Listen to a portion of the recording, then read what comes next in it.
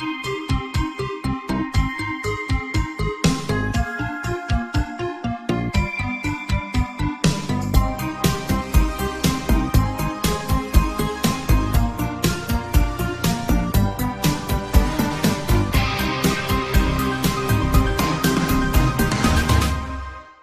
aren't done.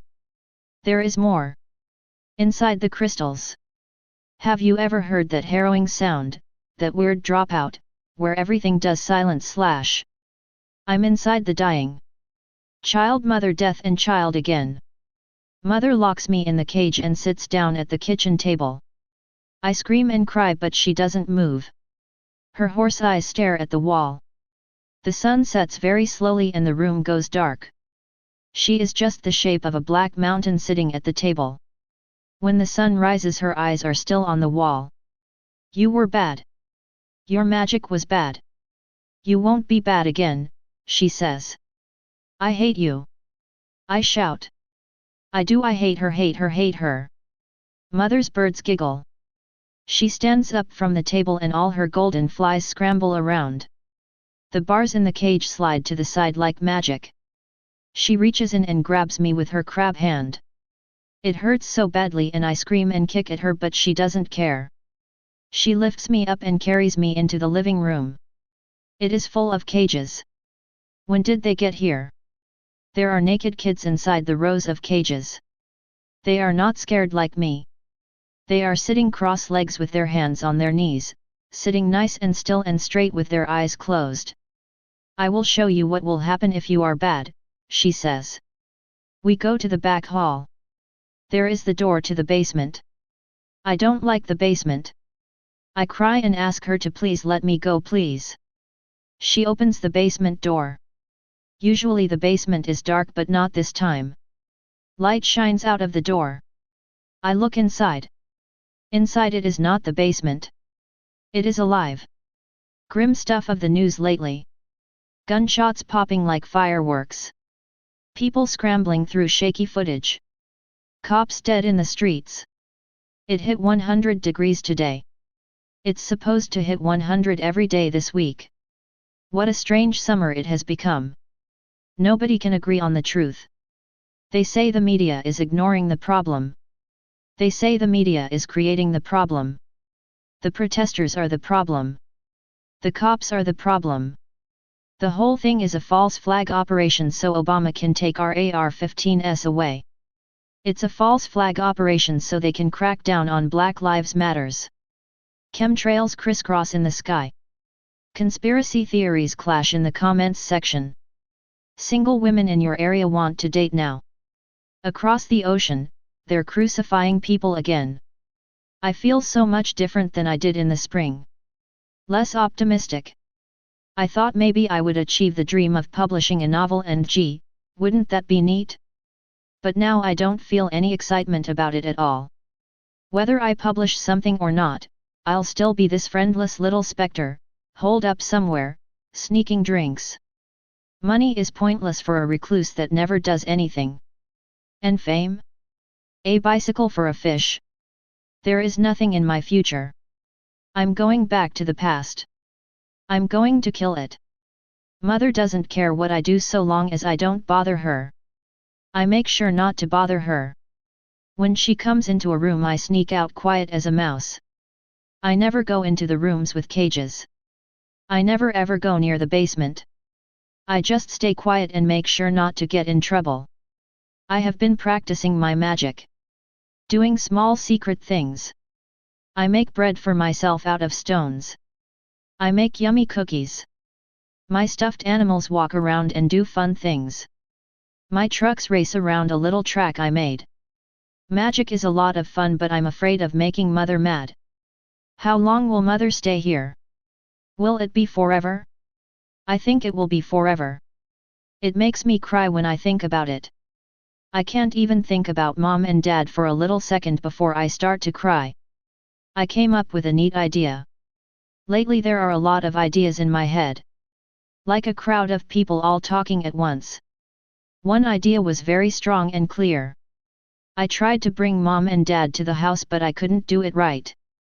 My magic fell apart and they turned into stupid cats. It's because mom and dad are on the outside. I can't make them do things with magic. I'm not strong enough. But I can make myself do things. Sean told me where the warehouse is. I am going down there. I am being called. By the shape of my entire life, I am being called. The story must end this way. Mother will be down there, and so I will try to destroy her. I've thought about bringing some kind of weapon. But what good would a weapon be against her? She who is everything. Who has shaped my life across time and space. I feel exactly like I do when the evening comes.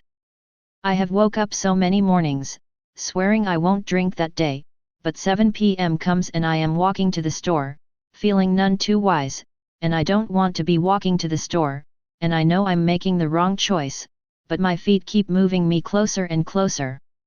I know what I am doing is wrong, but I am doing it anyways. I am coming. Mother. I am coming. As soon as I see the car I rush downstairs. Mother is in the kitchen making noises, but I run right by her. Outside, the car pulls into the driveway. I run to it smiling, but I slow down. Something is different about the car. Whose car is this? The door opens. I stop. Dad gets out. He's got that grumpy look he usually has. He's wearing his pajamas, but they have no buttons.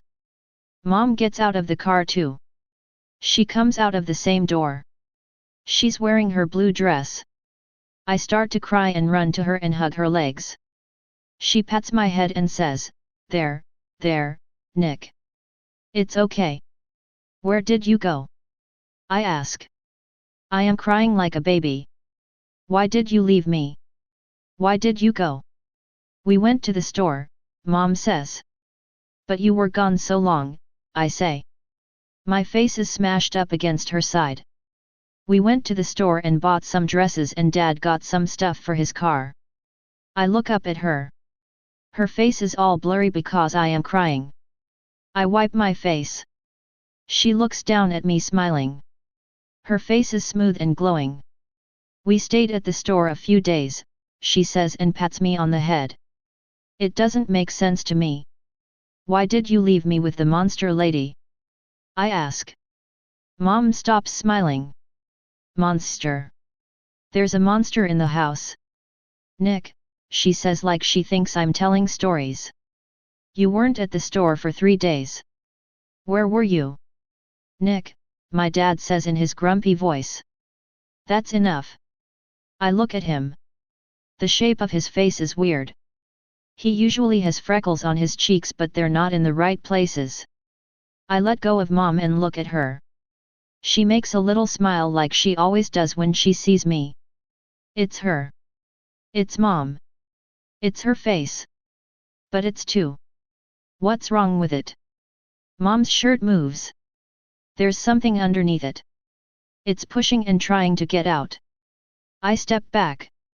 Her face sags like a water balloon and her cheek falls off. It hits the ground right in front of me with a big wet smack.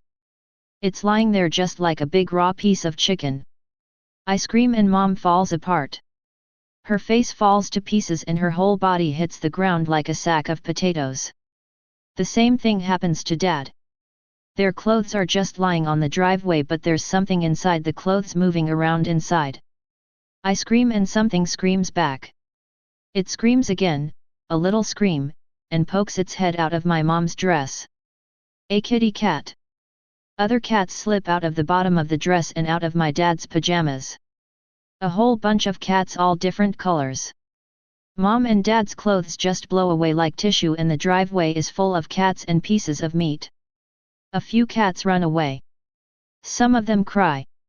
Some wander around and sniff and lick at the meat. Something pinches my shoulder and I scream. It's Mother's crab hand. She yanks my arm and drags me back to the house. I shout and scream, but she holds me tight. She slams the front door shut and pushes me into a big metal cage in the kitchen. Her birds are pushing out her shoulders and her face.